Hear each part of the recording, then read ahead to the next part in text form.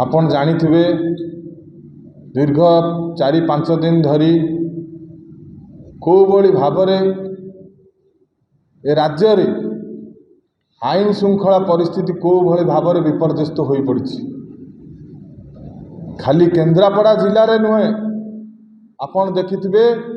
मयूरभंज रे, बालेश्वर रे, जाजपुर रे, विभिन्न जिले रे को भली भावरे ए सरकार डबल इंजिन सरकार आसिला परे को भली भावरे आईन श्रृंखला परिस्थिति हो पड़ी। आपण देखिथिबे ए सरकार रे महिला मानकु सुरक्षा दिया, नारी शक्तिशरण, नारी उपरे सशक्तिकरण उपरे बेसी गुरुत्व दौरान कौटी आपण देखुथिबे को भली भावरे केन्द्रापड़ा जिले में जड़े सरपंच किभली भावरे तांको माड़ मरा गला एवं तांकर जो वीडियो करुथिले से तांकर प्रोटेक्शन पाई वीडियो करुथिले आपण देखिथिबे को भली भावरे एपर्यंत से जो एफआईआर देइछंती वीडियो एवं से जो आईआईसी तांको विरुद्ध रे एपर्यंत कार्यानुष्ठान ग्रहण करागला नहीं एवं मुख्यमंत्री एपर्यंत कौन पाई चुप अछंती। युवा कांग्रेस जवाब मागुची मुख्यमंत्री कौन पाई चुप अछंती।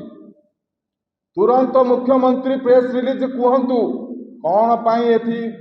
आईन श्रृंखला परिस्थिति एमती हो पड़ी एवं मुख्यमंत्री एवं बीजेपी दलर जो नारी माने बहुत बहुत गपंती आज तो जड़े हेले देखा ना को भली भावरे आपण देखिथिबे से सरपंच चामेली ओझा से सान भौणी तांको को भली भावरे माड़ मरा गला, क्षत विक्षत करा जायछि तांको हॉस्पिटल ले से पड़ी थिबारे गोटे डॉक्टर कहउछंती तांको देह भलो होई जायछि, आउ जणे कहउछंती देह भलो होई गलानी एवं कि भली भावरे से सुरक्षित सेठी मनु नाहंती एवं से निजे कहउछंती एसपी एवं आईआईसी से तदंत करिवे नाही, तेणु जुडिशियल इनक्वारी करा जाऊ आमे मध्य दाबी करूछु युवा कांग्रेस पक्षरु तुरंत जुडिशियल इनक्वारी करा जाऊ एवं एसपी आपण देखिथिबे विगत दिन में कलेक्टर ऑफिस भितर केन्द्रापड़ा जिले में आपण देखिथिबे कलेक्टर ऑफिस भितर जड़े युवक सुइसाइड करथिले एवं सेही मते एही मासक भितर आपण देखिथिबे गोटे बाड़ी गोटे युवक को मते मरा जाइथिला किभली भाव में आईन श्रृंखलार परिस्थिति ओडिशा रे अराजकता चली एवं मुख्यमंत्री चुप अछंती। मुख्यमंत्री की चेते दबाकू चाहूँ युवा कांग्रेस 24 घंटा टाइम देला